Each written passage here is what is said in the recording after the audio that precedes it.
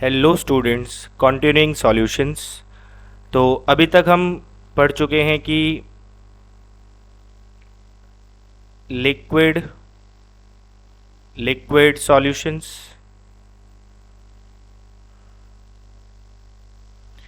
जिसमें हमने Raoult's law की बात की।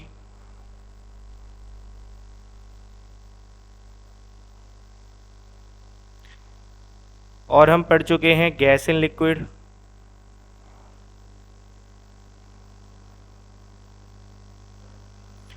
जिसमें हमने हेनरीज लॉ की बात की है।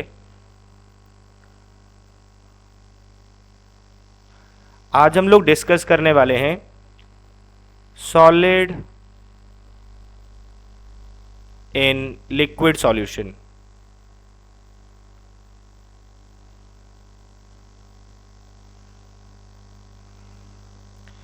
तो आज का जो हमारा टॉपिक है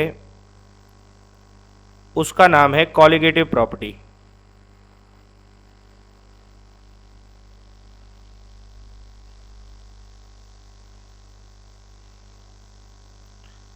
तो क्या होती है colligative property? The property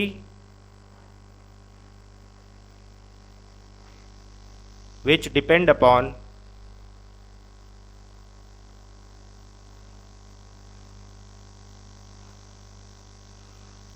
amount of solute particles dissolved in solvent but independent of nature of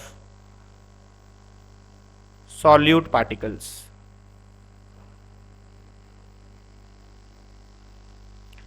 तो कुछ ऐसी प्रॉपर्टी जिनकी वैल्यू सिर्फ किसके ऊपर डिपेंड करती है कि आपने कितना सॉल्यूट उसमें ऐड किया है। ये मैटर नहीं करता कि उसका नेचर क्या है। नेचर लाइक जो सॉल्यूट पार्टिकल है उनकी शेप कैसी है, जो सॉल्यूट पार्टिकल्स है उनका साइज कैसा है, इसके ऊपर वो प्रॉपर्टीज डिपेंड नहीं करती हैं। तो हमारे पास there are 4 colligative properties.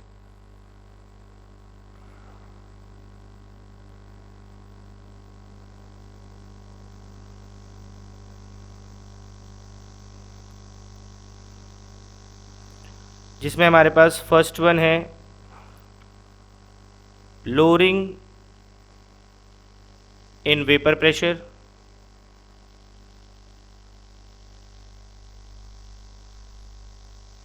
Second, elevation in boiling point.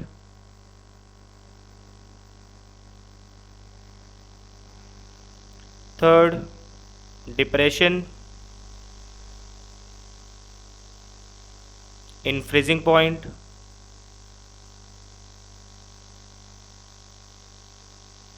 and fourth is osmotic pressure।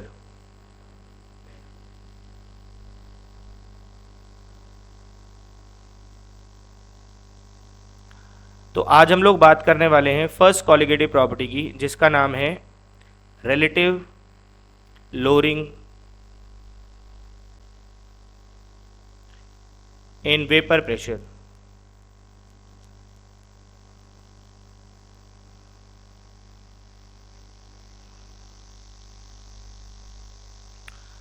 तो मान लें आपने एक सॉल्यूशन बनाया है।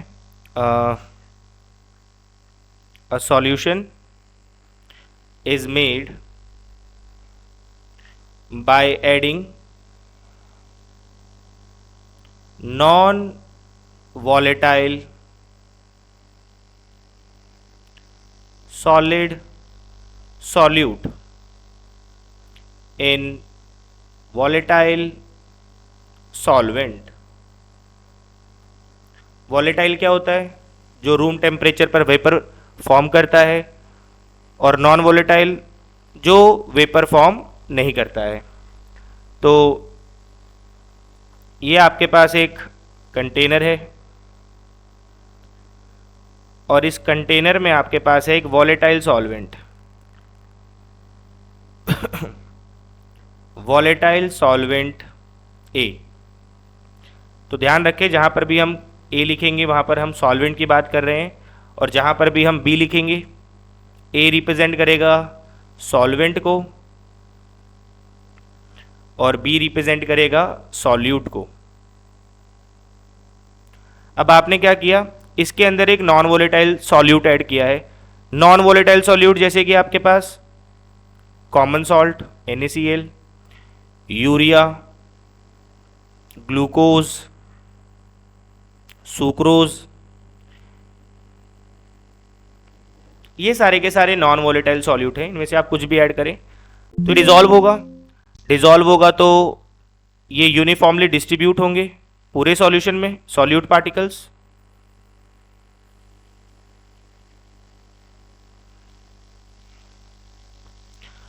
तो बेसिकली होगा क्या, अब आप समझे, एक्सपेरिमेंटली क्या ऑब्जर्व किया गया कि जब आप एक वॉलेटाइल सॉल्वेंट लेते हैं, तो हमने पहले भी पढ़ा है कि अगर वॉलेटाइल सॉल्वेंट है तो वो धीरे धीरे क्या फॉर्म करेगा, वेपर फॉर्म करेगा।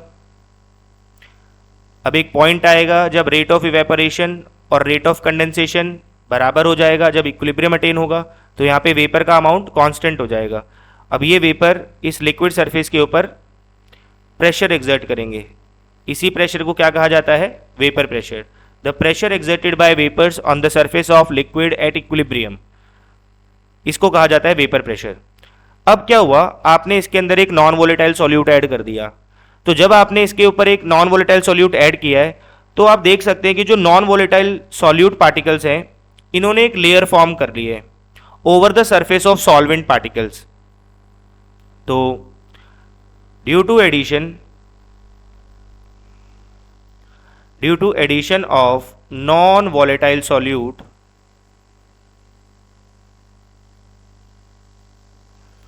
in volatile solvent,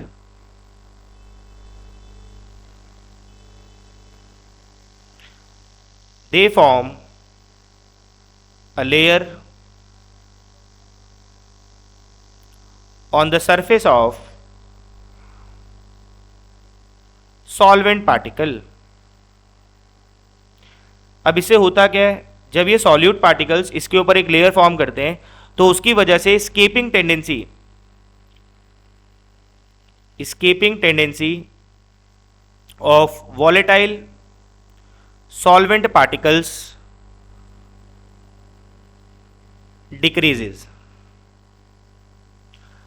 तो ये जो हमारे सॉल्वेंट पार्टिकल्स हैं, इनके ऊपर एक नॉन वॉलेटाइल सॉल्यूट पार्टिकल्स की लेयर फॉर्म हो चुकी है, जिसकी वजह से इन पार्टिकल्स का स्केपिंग टेंडेंसी डिक्रीज हो जाता है, जिसकी वजह से जो वेपर्स बनते हैं वो पहले से कम बनते हैं।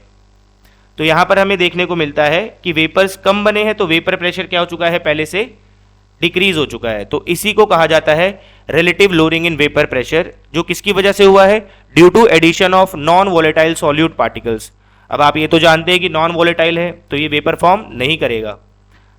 तो ये रीज़न था जिसकी वजह से हमें वेपर प्रेशर में लोअरिंग देखने को मिलती है। तो ये तो आपने एक्सपेरिमेंटली सेटअप में देखा, अब आप इसको डिराइव भी कर सकते हैं। तो ये आपके पास जो सॉल्यूशन है,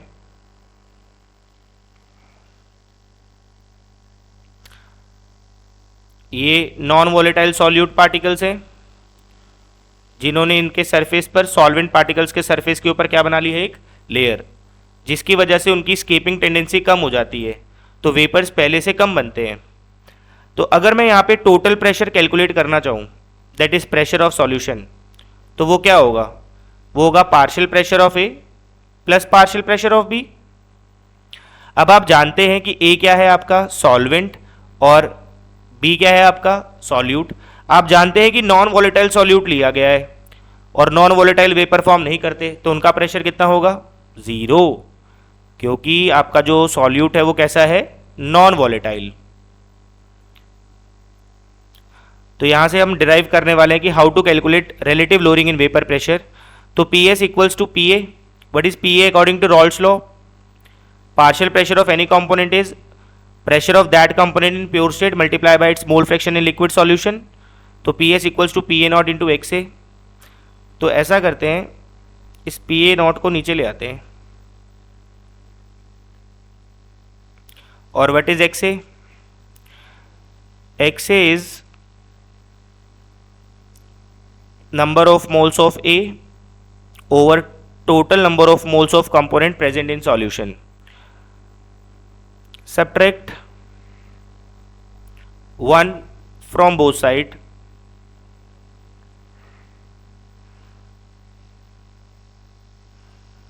तो 1 minus PS over PA naught, 1 minus NA over NA plus NB। तो इसको अगर आप सॉल्व करेंगे you will get PA not minus PS over PA not equals to NA plus NB minus NA over NA plus NB। NA cancel out, तो हमारे पास बचेगा PA not minus PS over PA not equals to NB over NA plus NB। Number of moles of solute over total number of moles, तो आप जानते हैं इसको हम बोलते हैं मोल फ्रैक्शन ऑफ सॉल्यूट। इस पूरी टर्म को कहा जाता है RLVP। इस पूरी टर्म को कहा जाता है RLVP, that is relative lowering in vapour pressure. और जो किसके ऊपर डिपेंड कर रही है टोटली? ये डिपेंड कर रही है मोल फ्रैक्शन ऑफ सॉल्यूट के ऊपर, यानी कि अमाउंट ऑफ सॉल्यूट एडेड। आप जितना ज़्यादा सॉल्यूट ऐड करेंगे लेयर उतना ज़्यादा फॉर्म होगा, तो उसकी वजह से एस्केपिंग टेंडेंसी उतनी ज़्यादा कम होगी, तो वेपर प्रेशर में गिरावट उतनी ही ज़्यादा आएगी। तो RLVP टोटली किसके ऊपर डिपेंड करता है? Amount of solute added. तो हमारे पास जो रिलेशन बनकर आया है वो आया है PA not minus PS over PA not equals to mole fraction of solute. तो यहाँ पे टर्म्स को जरा लिख लेते हैं कौन क्या है। तो PA नॉट क्या है? It is vapour pressure of pure volatile solvent. What is PS? Partial pressure of solution, solution का टोटल पार्शियल प्रेशर क्या है। और what is XB? That is mole fraction of solute.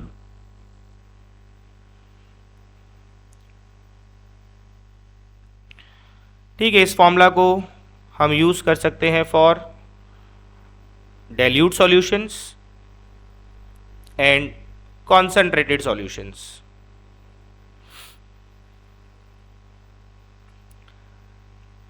तो जरा इसको और एक्सपेंड करें तो we will get PA not minus PS over PA not. What is mole fraction of solute? That is number of moles of that component over total number of moles of component present in solution. अब आप जानते हैं अगर आपके पास एक dilute solution है, for dilute solution Na plus NB, आप जानते हैं अगर आपके पास एक डाइल्यूट सॉल्यूशन है तो उसके अंदर जो number of moles of solute होते हैं वो बहुत बहुत बहुत कम होते हैं as compare to number of moles of solvent. तो Na प्लस NB आप एक बड़ी अमाउंट में एक छोटी अमाउंट ऐड करें या ना करें उससे फ़र्क नहीं पड़ेगा। तो अप्रॉक्सीमेटली आप इसको कैलकुलेशन पर्पस में Na प्लस NB को क्या लेके चल सकते हैं? Na लेके चल सकते हैं। तो हमारा जो फॉर्मूला है वो क्या बन जाएगा? PA not minus PS over PA not equals to NB over Na। लेकिन ये फॉर्मूला सिर्फ डाइल्यूट सॉल्यूशंस के लिए एप्लीकेबल है। अब कई बार क्वेश्चंस में ये आइडेंटिफाई कर पाना मुश्किल होता है कि सॉल्यूशन डाइल्यूट है या नहीं है, तो हम एक जनरल फॉर्मूला ड्राइव करते हैं जिसको हम अप्लाई कर सकते हैं चाहे सॉल्यूशन कॉन्सेंट्रेटेड है चाहे सॉल्यूशन डाइल्यूटेड है। तो कभी कभी ये आइडेंटिफाई कर पाना मुश्किल हो जाता है हमारे लिए कि सॉल्यूशन डाइल्यूट है या सॉल्यूशन कॉन्सेंट्रेटेड है, तो हम एक अपने लिए जर्नल फॉर्मूला ड्राइव करते हैं चाहे सॉल्यूशन डाइल्यूट है चाहे कॉन्सेंट्रेटेड है। आप इस फॉर्मूला का यूज़ कर सकते हैं फॉर न्यूमेरिकल प्रॉब्लम्स। तो हमारे पास एक्सप्रेशन क्या आया था? P not minus PS over P not equals to mole fraction of solute that is NB over Na plus NB। इसका रेसिप्रोकल कर लें। रेसिप्रोकल करेंगे तो हमारे पास हो जाएगा P not over P not minus P S equals to N A plus N B over N B. अब ये जो एन बी है ये इसको भी डिवाइड कर रहा है और इसको भी डिवाइड कर रहा है, तो इसको अलग अलग कर लें। तो N A over N B plus N B by N B, तो ये कैंसिल आउट होकर 1 हो जाएगा। 1 को उधर ले जाएं तो P not over P not minus P S minus 1 equals to N A over N B. तो यहाँ पे इसको जरा सॉल्व कर लें। We will get P not minus P not plus P S over P not minus P S equals to N A over N B. P not से आपका P not cancel out हो जाएगा। Take reciprocal.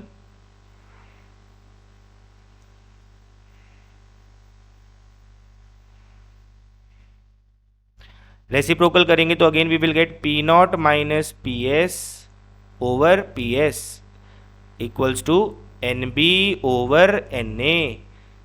तो this is the final formula you can use for calculation of relative lowering in vapor pressure. This is applicable for both for dilute solution and concentrated solution. यहाँ पर आपका answer में कोई भी error नहीं आएगा, बिल्कुल एग्जैक्ट आंसर आएगा इससे आपका, और इससे कैलकुलेशन थोड़ी इजी हो जाती है। इसी में थोड़ी आगे बात करते हैं हम।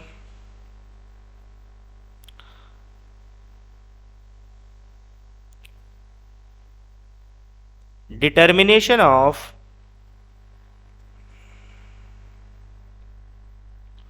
Molar mass unknown non volatile solute.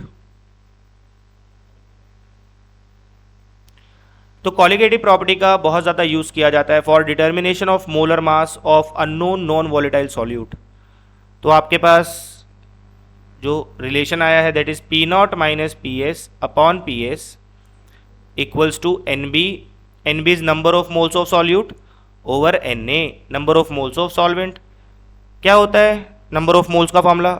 Given mass of solute over molar mass of solute. क्या होगा number of moles of solvent? Given mass of solvent over molar mass of solvent. तो यहां से आप कैलकुलेट करते हैं molar mass of unknown non volatile solute. Molar mass of unknown non volatile solute.